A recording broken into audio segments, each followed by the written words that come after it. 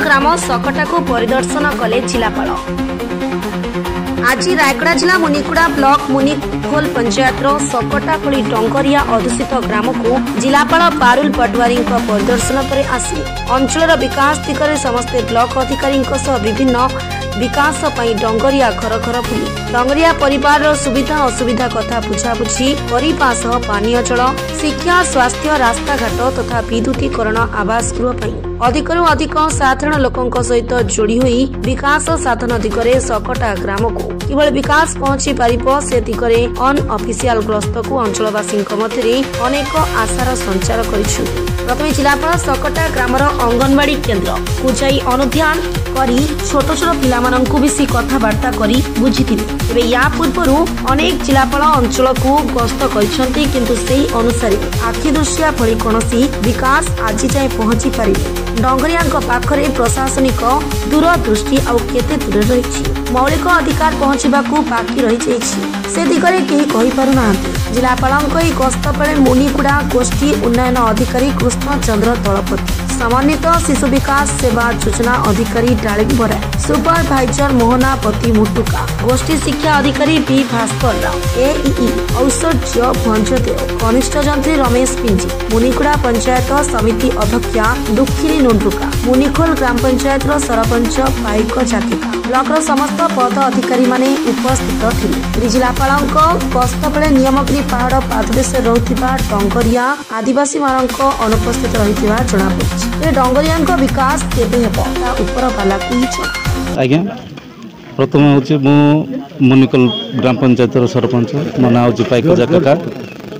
ता madam collector madam आस्थिले बहुत खुशी कथा आज सकटा गाँ विजिट करबा पे आउ एटा काली सकटा गाँ आस्थिले जहाँ असुविधा सुविधा अच्छी सब गोटी गोटी कर जणा आइतिला सेटा मैडम सब पिलपल हबो सब पूर्ण हबो बोल कहि के जाइचंती आउ गोटे विषय भी कहला आम घाटी अंचल जो रास्ता घाट समस्या बहुत दिन लोक हैरान होकर रोचते जीवा आसबार सुविधा हो पारना से विषय भी जनइलु सेटा भी यथाशीघ्र हम बोल मैडम कहीकि गले। अच्छा आगुरी नेता आसछंती मंत्री आसछंती जिलापाल आम देखीचु किंतु सेतेटा डेवलपमेंट होनी कौन कहबे सर आम कर्तव्य सर समस्त जी भी आसिले जिलापाल मैडम आसतु जी भी आसिले आम कर्तव्य गोटे गोटे लिखिकिना दे चलीचु आम आप्लिकेसन पूरे आप्लिकेसन लिखुचु लोकंकर समस्या उपरे तेणु से एबे जाए सेटा लोक मानकर दुख दूर हो पारुनी तेणुक आ भी आपण मान को अनुरोध करछि आपण को न्यूज प्रसार करिकिना टिके जनइले टिके आगु टिके बढ़ी पारिबो लोकंकर सुविधा विशेष करी शिक्षा क्षेत्र रे प्रत्येक गाँव में देखा गले आम आदिवासी अंचल रे स्कूल डिमांड होची छात्र छात्री माने स्कूल न पढ़ी से माने सिमती बेकार रोचंती से विषय कौन कह। आज्ञा से बहुत धन्यवाद आमर मेन है आमर डंगरिया कंद अंचल रे दूर दूरांत स्कूल को जीवाई लोक बहुत नाराज होती निज बापा माँ मैंने पठाऊ ना फल से माने पाठ पढ़ा पढ़ी बहुत असुविधा रोचते तेणुक आम अंचल गोटे हॉस्टल हम हेले आमर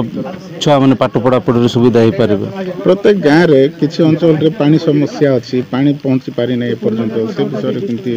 कौन कह। आज्ञा पानी रो समस्या होची मुख्य कारण होची रास्ता घाट से रास्ता घाट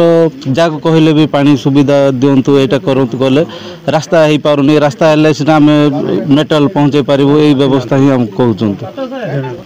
ये गाँव को तो सेमती सरकार बहुत दृष्टि दौरान केमी गाँव एरिया डेभलप हम से आज मैडम को गोटे फॉर्माल गस्त थिला एमती किसी ऑफिशियल एमती नाही जे से करेंगे आसते कलेक्टर हिसाब से गाँव को बुले कौन पहुँचे विकास पहुँचब सब व्यवस्था करा गोटे मॉडल विलेज कराऊँगी माने गवर्नमेंट ऑफ इंडिया पाखे अच्छी आ नीति आयोग भी आसबार अच्छी आज आसबार थिला किंतु कौन से कारण वश 2 किंबा 3 से आसबे माने ये गवर्नमेंट ऑफ इंडिया पर्यंत ये गाँव को केमती आम एरिया को डेभलप कर समस्ते प्रयास करा सब किसी। रायगड़ा जिलूर संजय कुमार नाथ रिपोर्ट फास्ट न्यूज ओडिशा।